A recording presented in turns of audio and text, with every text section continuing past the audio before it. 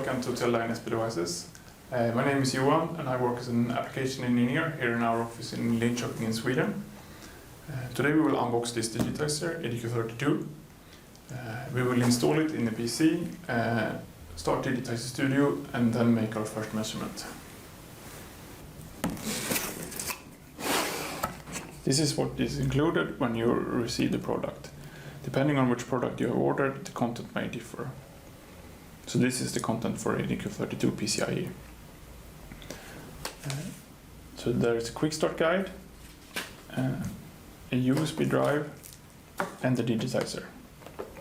On the USB drive you will find a release package and that includes documentation and software that you will need to get started. The content on the USB drive may differ depending on which firmware you have ordered.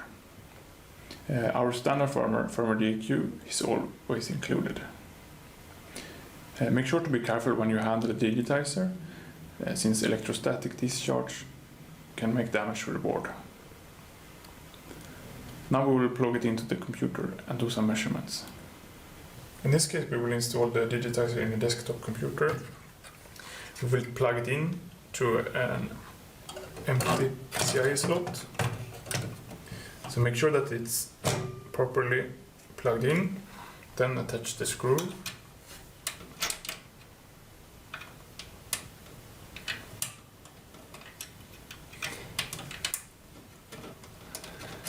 Like that. Make sure to tighten it, and then we will plug in the PCIe power.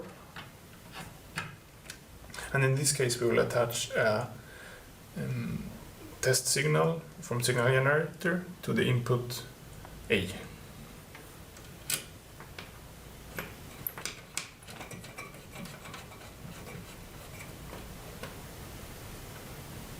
And make sure to tighten the SMA cable properly. After you have plugged in the USB drive, you will find a release packet there. In this case it's 2023.2.1 for EDQ32. There are several folders, for example documentation, examples, which contains software examples in C and Python, some folder with firmware images for backup, and then the software folder which contains drivers and the SDK that we will install in as the next step. So there is Linux package and a Windows package, and in this case we will install the Windows package. To install the package you will need administrator rights on your computer.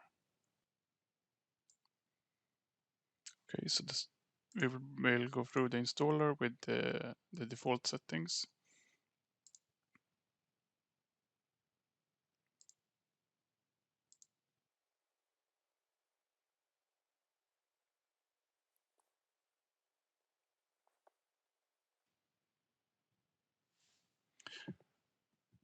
And once the installer has finished, it's time to reboot the computer. We recommend a full power cycle of the computer.